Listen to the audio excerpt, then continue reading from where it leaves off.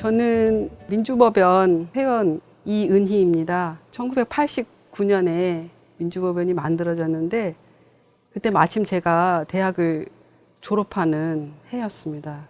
민주법연 상근자로 시작했다가 이제 그 다음 해에 대학원에 진학하면서 회원으로 가입해서 지금까지 활동하고 있고, 회원일 때는 대학원생부터 시작했지만 이제 중간에 1998년에 여기 충북대학교 교수로 오게 됐고 민법을 가르치면서 지금까지 지내고 있습니다. 제가 상근자로 지내면서 김순태 선배님하고 같이 근무를 했습니다. 서로 챙겨주는 인간적인 면에 대해서 많이 이제 공감을 했고요. 그 같은 학번 또 선배님들, 강경선 회장님이라든가 이런 분들이 굉장히 그 상근자를 소중히 여겨주셨어요. 그래가지고 크리스마스엔가 저에게 그 가죽 장갑을 선물해 주신 적이 있어요. 그리고 끝까지 상근자로서의 마음을 변치 말고 민주법연을 지켜달라 이런 부탁을 하셨어요. 그 말씀이 너무나 소중한 말씀이어서 제가 민주법연을 잘 못 나가거나 이럴 때도 항상 기억하고 죄송스럽고 그렇습니다. 제 학문의 시작을 함께한 소중한 곳이다. 그리고 계속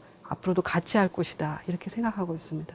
이 논문은 2015년 7월에 나온 전세의 월세화에 따른 주택임대차제도 개선 방안이라는 논문인데요. 그 주택임대차보호법이 주로 임대차 보증금을 어떻게 임차인이 잘 돌려받을 수 있을 것인가, 집주인이 바뀌어도 임대차 기간 동안에는 그냥 그 집에서 기간 채우고 나갈 수 있을 것인가, 주로 그것에 초점을 맞춘 법이단 말이죠. 그런데 2010년대에서 그 월세화가 이제 심해지기 때문에 그런 정도의 법을 가지고는 임차인을 보호할 수 없다. 이런 이제 주장을 담은 그런 논문입니다.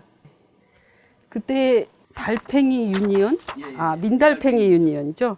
네, 등 해서 여러 단체가 서민주거 안정 연석회의를 구성해가지고 7대 요구안을 이제 발표했었는데요.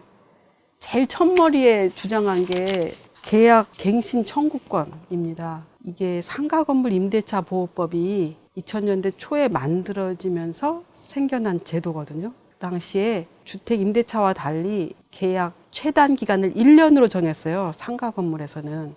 왜냐하면 장사를 해봐서 잘 안 되면 접을 수도 있어야 되기 때문에 최단 기간을 너무 길게 하지는 말자. 하지만 장사가 잘 되면 거기서 계속 할 수 있어야 된다. 손님을 끌어놓고 장소로 옮겨버리면 손님을 다 잃잖아요. 그리고 시설도 그렇고. 그래서 5년까지는 갱신 청구를 통해서 계속 할 수 있게 하자. 근데 그게 사실 주택 임대차에도 필요하거든요. 그래서 제가 그 법이 나오자마자 그에 관한 논문을 쓰면서 이거는 주택 임대차에도 도입되어야 된다. 왜냐하면은 그 2년이라는 기간만 보장해서는 주거가 안정적이지 않다. 주거 안정이라는 게 얼마나 중요한지 이사 다녀본 사람은 알아요.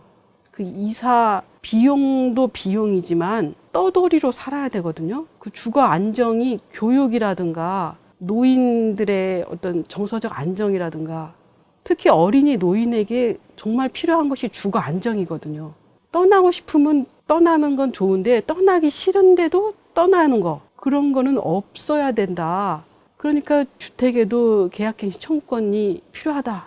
이렇게 이제 주장을 했었는데 과연 그 당시로서는 이 상가건물 임대차 보호법에 도입된 제도가 별 쓸모가 있을 것인가? 사람들이 그 당시에 이제 아직 별로 시행해보지 않았기 때문에 잘 몰랐거든요. 근데 시행해보니까 이 제도가 참 유용하다는 걸 알게 되었고, 이게 정말 주택 임대차에도 필요하다는 것을 사람들이 공감하고 이걸 주장하게 되었습니다. 저도 이게 참 필요한 제도다. 주거 안정을 위해서 이렇게 생각하고 있습니다.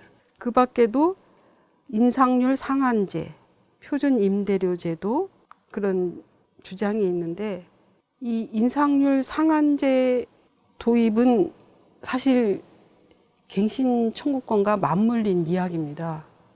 갱신만 되고 인상하는 것은 마음대로 한다. 그러면은 아무 소용이 없잖아요. 그 두 개가 짝을 이루어야지만 되는 거거든요. 그리고 표준 임대료 제도라는 거는 사실 이거는 최초 임대료에 관한 이야기입니다.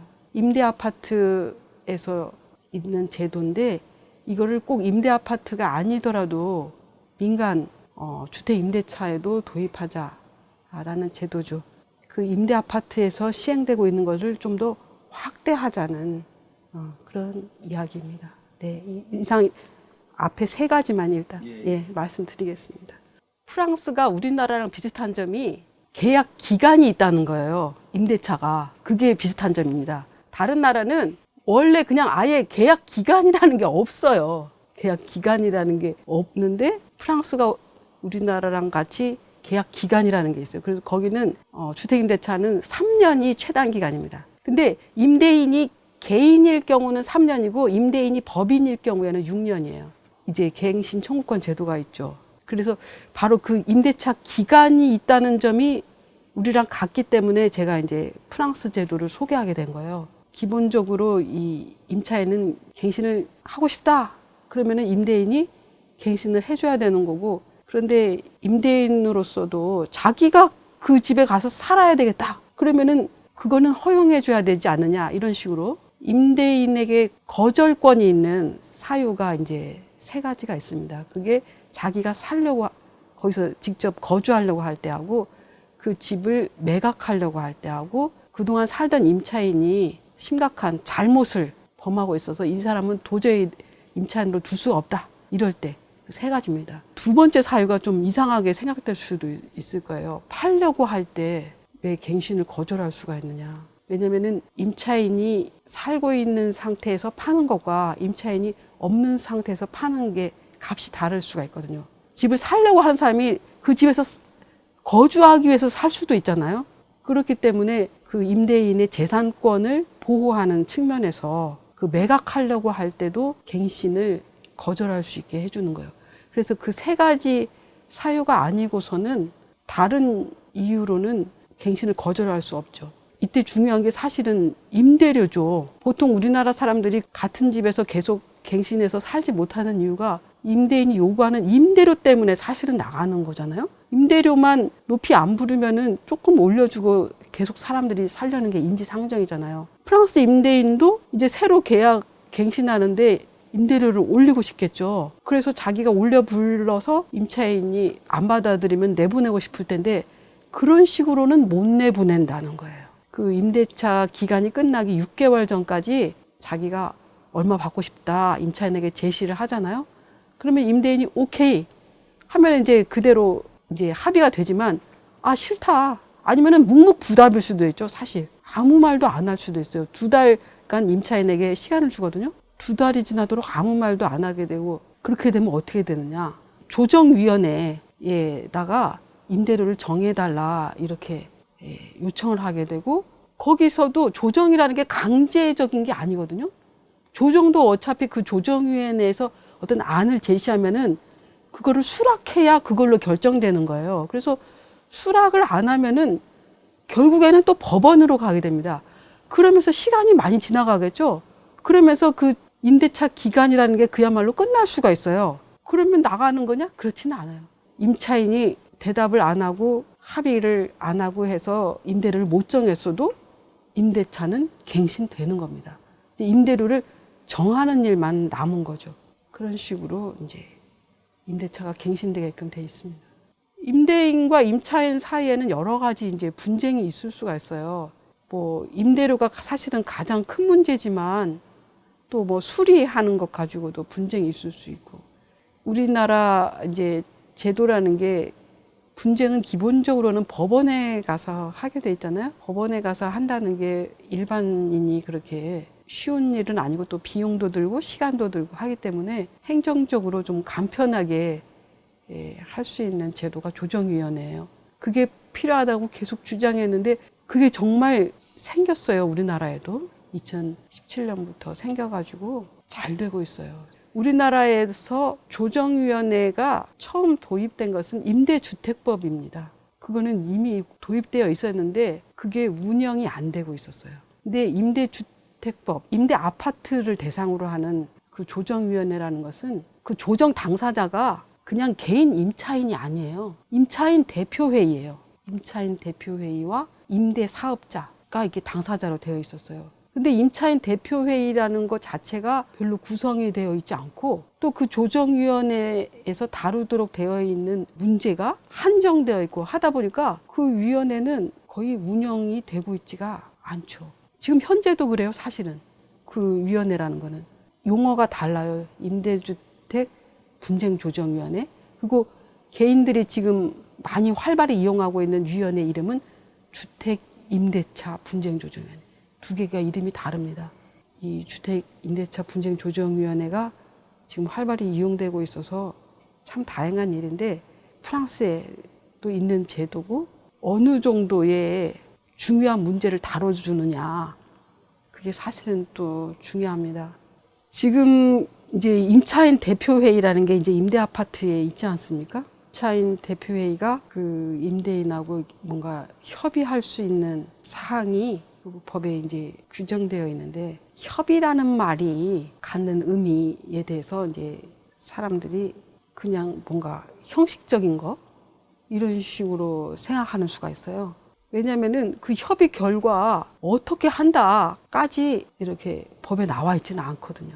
그냥 협의하는 걸로만 되어 있지. 근데 우리가 이제 사실 사용자와 노동조합이 단체 교섭을 해가지고 합의 사항을 협약 형태로 문서화해가지고 조합원들에게 적용하고 하잖아요. 그런 것처럼 사실은 해야 된다고 저는 생각을 하거든요.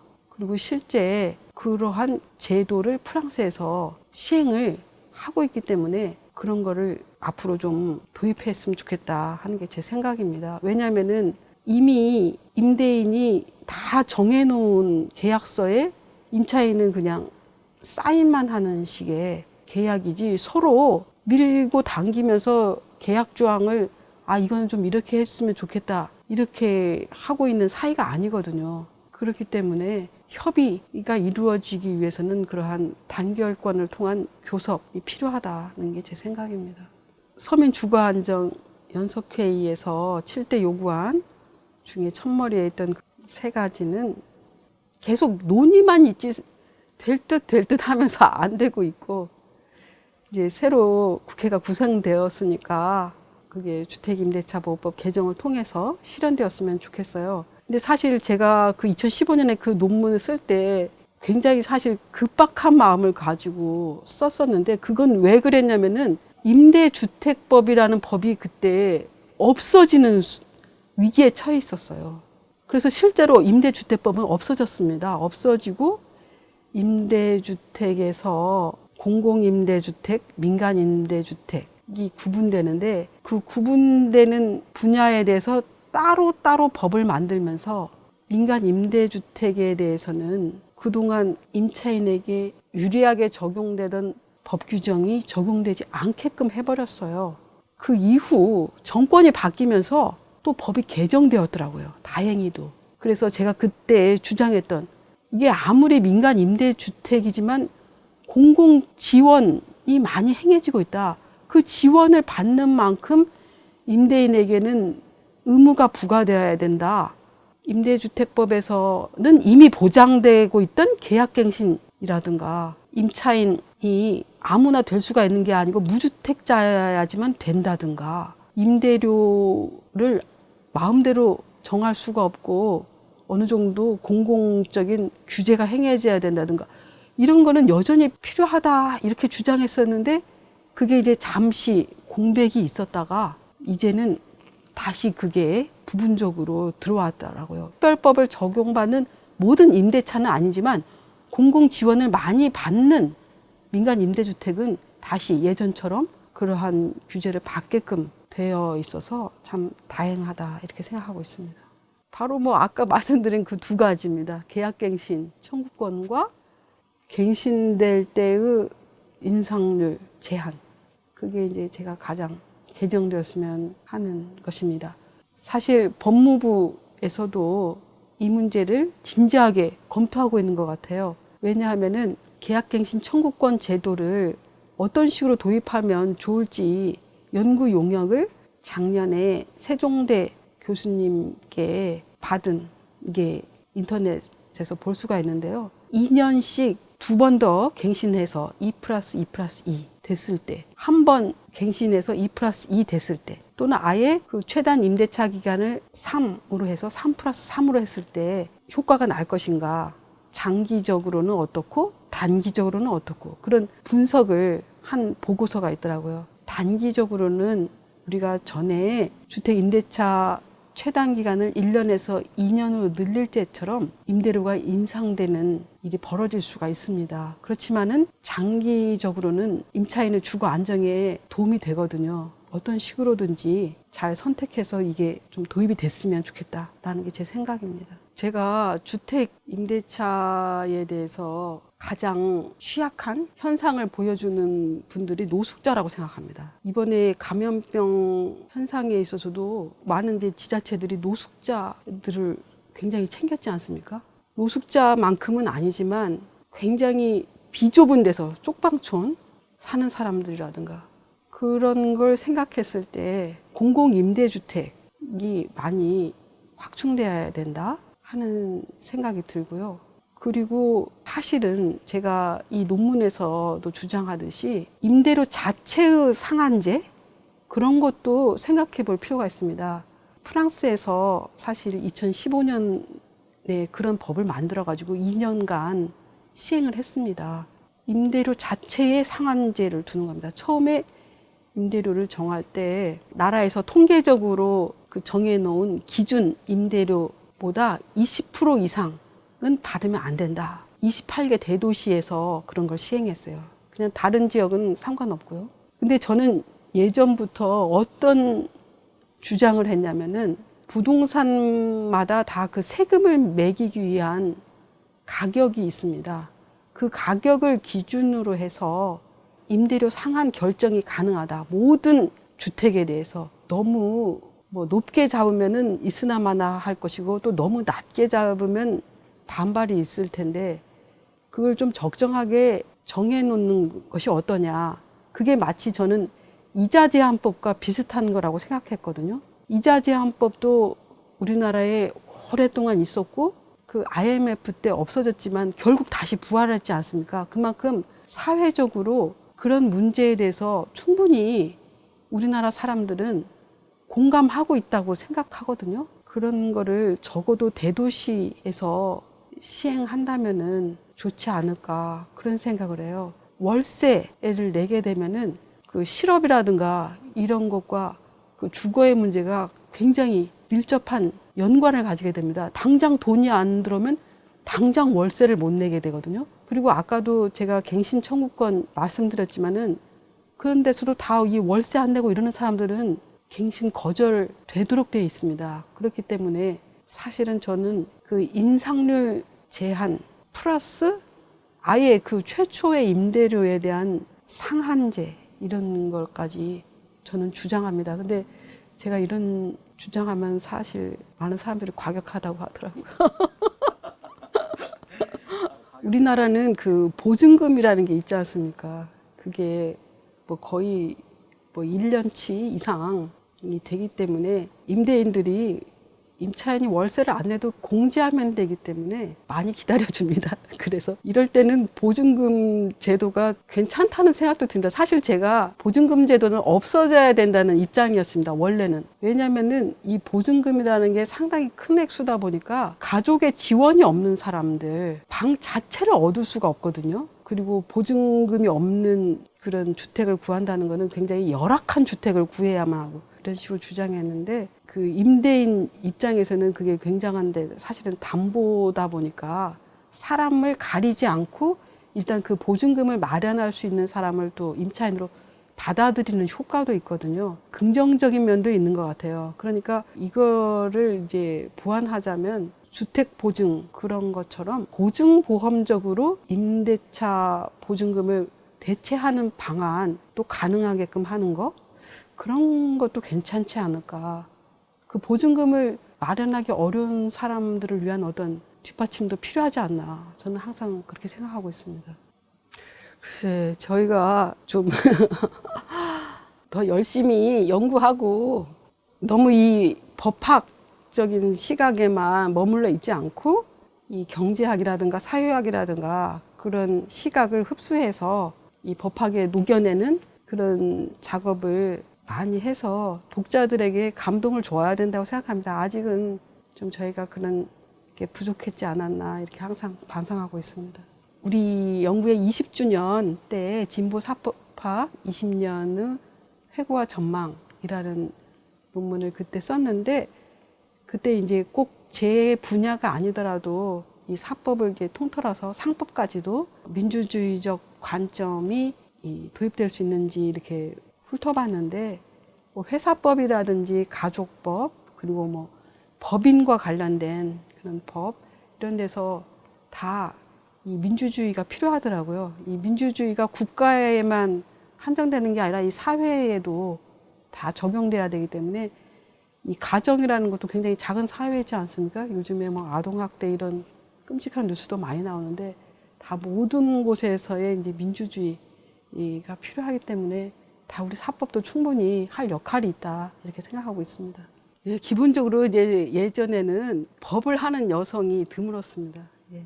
그나마 이제 이화여대가 이제 여성들의 대학이다 보니까 거기 신일영 교수님께서 키우신 이제 제자분들이 우리 민주법연에 많이 와주셨고 한데, 우리나라가 아직 양성평등이 비비하다 보니까 여성 연구자들이 이제 교수가 된다거나 이런 것도 어렵고, 또 교수가 되더라도 또 학교일 집안일에 매이다 보면은 연구의 일에 또 소홀하고. 그런데 이제 요사이 미투 운동이 많이 있었잖아요. 그래가지고 뭐 연극하시는 분이며 뭐 시 쓰시는 분이며 이른바 진보적이라고 하는 분들의 어떤 추태에 막 추악한 면이 막 드러나서 사람들을 굉장히 깜짝 놀라게 했는데, 저는 그런 뉴스를 보면서 사실 우리 민주법연이 얼마나 고맙게 느껴졌는지 몰라요. 민주법연에서 저는 정말 굉장히 소수자에 속했는데, 나쁜 기억으로 해서 곳을 떠난다든가 뭐 이런 일은 전혀 없었고, 항상 오히려 약자로서 이렇게 많이 나를 지원해 주는 분들 속에서 살았구나 이런 이제 감사한 마음을 갖고 했는데, 전체적으로 이제 사회가 양성평등으로 가고 있기 때문에 여성 연구자들에게도 좀 더 많은 기회가 있을 것이다 이렇게 생각하고요. 여성들이 꾸준함 그런 거를 또 어려서부터 많이 갈고 닦기 때문에 공부라는 게 이렇게 꾸준히 하면은 결국에는 되는 거라고 생각합니다. 그래서 용기를 잃지 마시고 이제 다들 잘 하셨으면 좋겠어요. 네, 오늘 이렇게 제 논문을 소개하는 동영상을 찍게 돼서 정말 영광입니다. 사실 법학 논문이라는 게 그 대중들의 관심을 얻기가 참 어려운 것 같습니다. 같은 문제, 가령 이런 주택 문제 이런 거를 연구하시는 분들조차 이렇게 참조를 안 하시는 이제 그런 경향이 있는 것 같은데, 그만큼 이제 저희가 이제 부족했던 이제 측면도 있는 것 같고요. 저희가 좀 더 열심히 노력해야 되겠다 항상 생각하고 있습니다. 특히 이 프랑스법은 또 2018년에 또 많이 바뀌었더라고요. 최초 임대료에 대한 규제가 결국은 폐지되고 인상률에 관한 제한만 대도시에서 행해지는 것으로 바뀌고 그랬는데, 제가 이 논문을 새롭게 가다듬어서 새로운 논문으로 또 발표를 하겠습니다. 여러분들이 또 관심을 가지고 봐주셨으면 좋겠습니다.